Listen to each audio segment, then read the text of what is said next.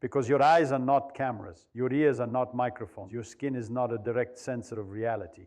They are imperfect instruments collecting signals, compressing them, and sending incomplete data to a biological processor that has one job: build a usable model of the world fast enough for you to survive. Not perfectly, not truthfully, just usefully. So what you experience as reality is actually a controlled hallucination, continuously corrected by incoming data, but still fundamentally constructed inside your head. And here's where it gets really uncomfortable. If your brain is building reality, then what you call the world is not something you directly access. You only ever access the model. So the question becomes, how do you know anything is actually real? And more importantly, if reality is being constructed inside you, how much of what you believe is reality is actually just prediction? This is where physics meets something deeper than physics usually wants to go. Because if Feynman taught us anything, it is this: nature does not care about what feels real. It only cares about what can be tested. So today, we are going to look at something unsettling but unavoidable. The universe you live in is not the universe as it is. It is the universe as your brain has learned to simulate it. When you open your eyes, it feels like the world is simply there. Objects have shape, color, distance, and stability. A room exists around you in a way that seems direct and unquestionable.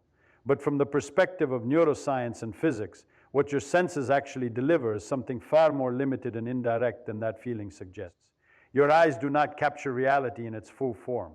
They only detect a narrow band of electromagnetic radiation, what we call visible light. That means everything you think you see is already a filtered slice of a much larger spectrum that includes infrared, ultraviolet, radio waves, X-rays, and more.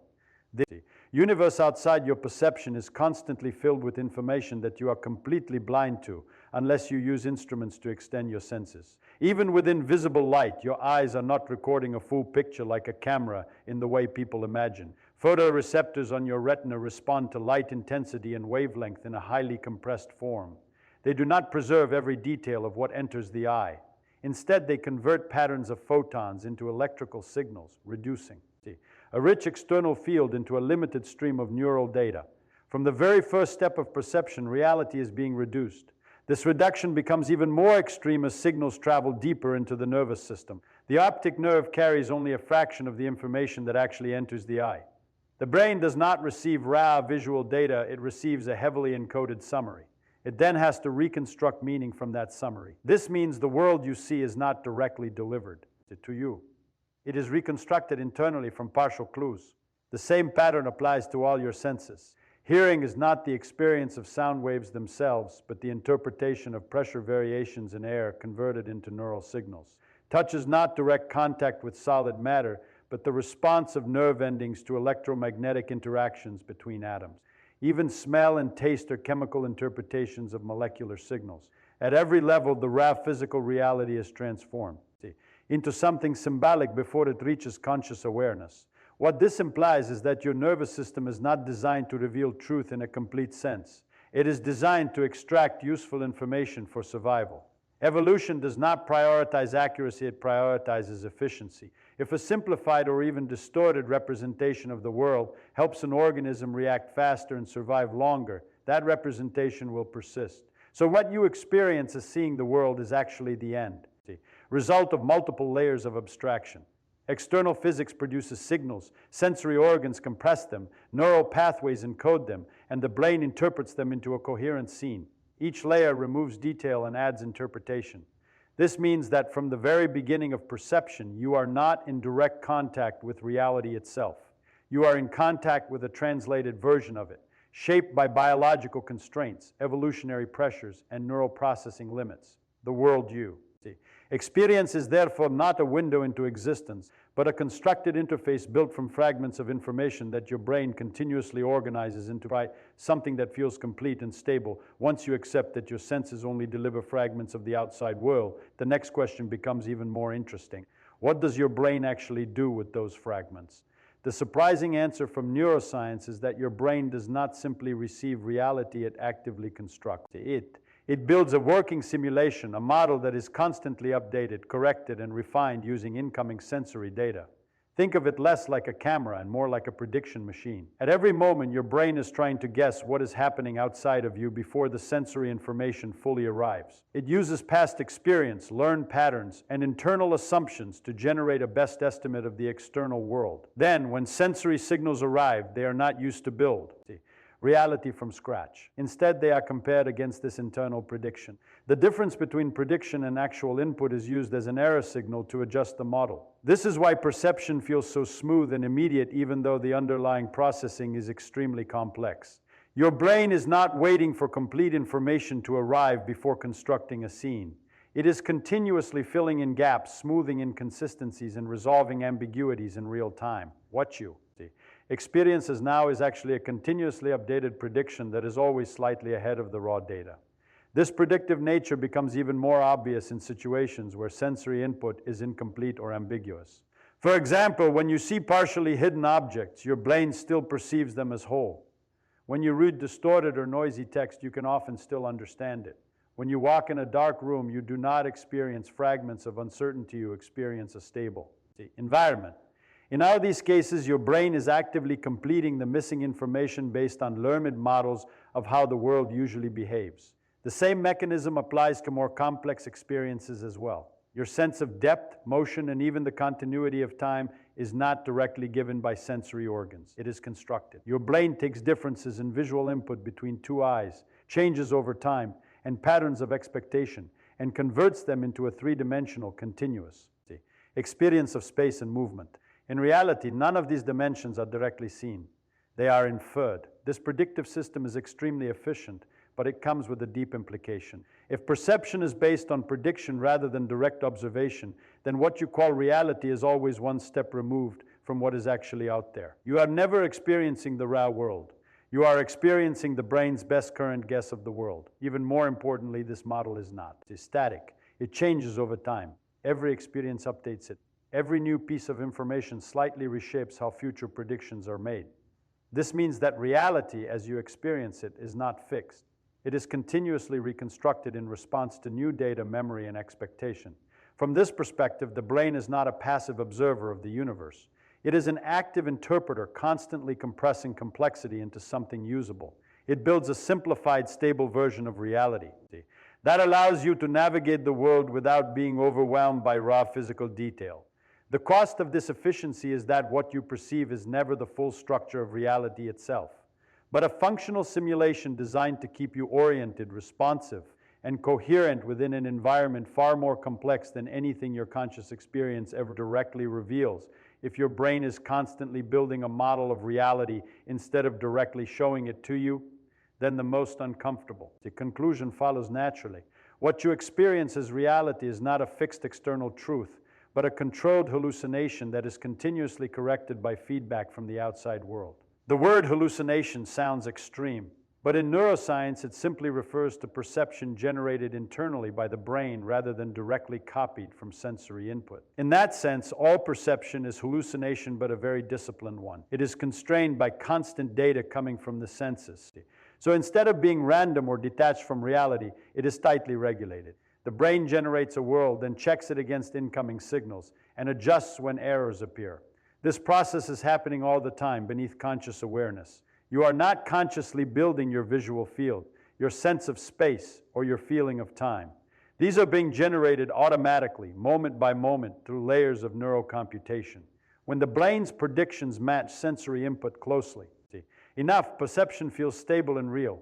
When there is a mismatch, you experience it as surprise, confusion, or illusion. This is why optical illusions are so revealing. They are not failures of vision in the mechanical sense. Your eyes are functioning correctly. The illusion happens because your brain's predictive model is making assumptions that usually work in everyday environments but fail under artificial conditions. The famous examples, lines that look different lengths, motion where. There is none. Static images that appear to move are all cases where the brain's internal simulation overrides raw sensory input. Even your sense of a continuous world is a constructed stability. At any given moment, your sensory input is incomplete, noisy, and partial. Yet you experience a coherent, uninterrupted environment. That continuity is not present in the raw data. It is imposed by the brain.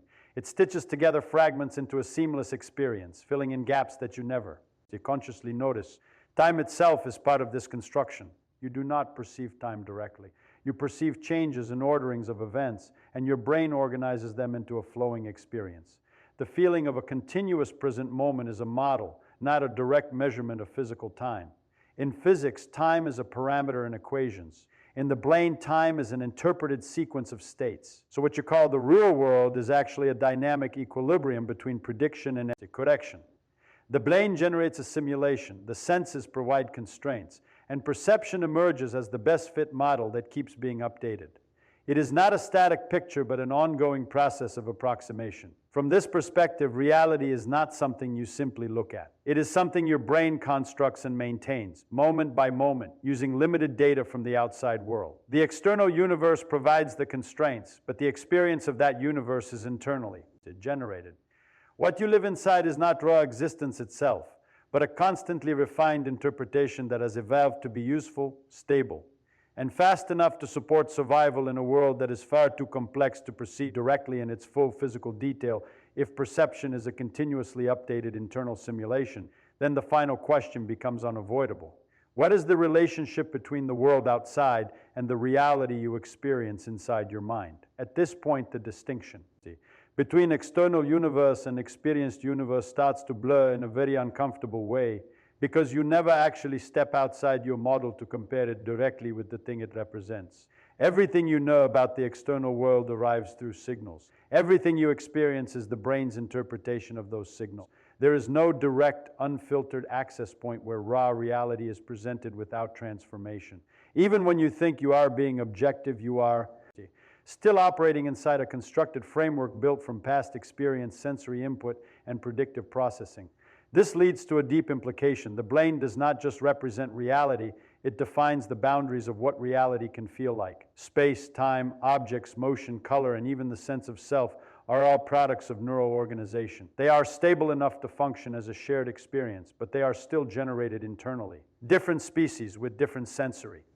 Systems and neural architectures likely construct completely different versions of the same underlying physical world. For example, a bat constructs a reality dominated by sound reflections rather than light. A bee perceives ultraviolet patterns invisible to humans. These are not minor differences in perception, they are fundamentally different models of the same environment. This shows that what we call the world is not a single fixed experience, but a family of possible interpretations, each shaped by the structure of the observer. Now extend this idea further. If perception is a model, then the self that experiences reality is also part of that model. The feeling that there is a continuous observer inside your head is itself a constructed representation. Your brain integrates memory, sensory input, and prediction into a unified narrative that feels like a single conscious entity. But that unity is an output of processing, not something directly found in the raw data of the nervous system. This means that both the world and the observer are being generated within the same system. The brain is not inside reality looking out at it in a direct sense, rather, both the sense of inside and outside are features of the model it constructs. The distinction between observer and observed becomes less absolute and more like a structural relationship inside a computational process. From a physics-inspired perspective, this is similar to how models work in science. A theory does not contain the universe, it encodes relationships that allow predictions about it. In the same way, the brain encodes a model that allows predictions about sensory input. The success of perception comes not from mirroring reality perfectly, but from producing a consistent adaptive interface with it. So the experience of reality is best understood as an interface layer between the brain and the external world. It is optimized for survival, not completeness. It hides complexity, compresses information, and generates a stable narrative that allows action. What you call reality is the result of this compression process, not a direct exposure to the full underlying structure of the universe, which remains far richer, more detailed, and more inaccessible than any moment of conscious experience can fully contain at once. So when you step back and look at it carefully, the picture becomes both fascinating and slightly unsettling. What you call reality is not something you passively receive. It is something your brain actively builds, moment by moment, using limited signals from a world you never directly experience in full. The universe outside may be far richer, stranger, and more detailed than anything your mind ever fully renders, but you only ever live inside the model your brain constructs to keep you oriented and functional. In a sense, you are not just observing reality, you are participating in its construction through perception itself.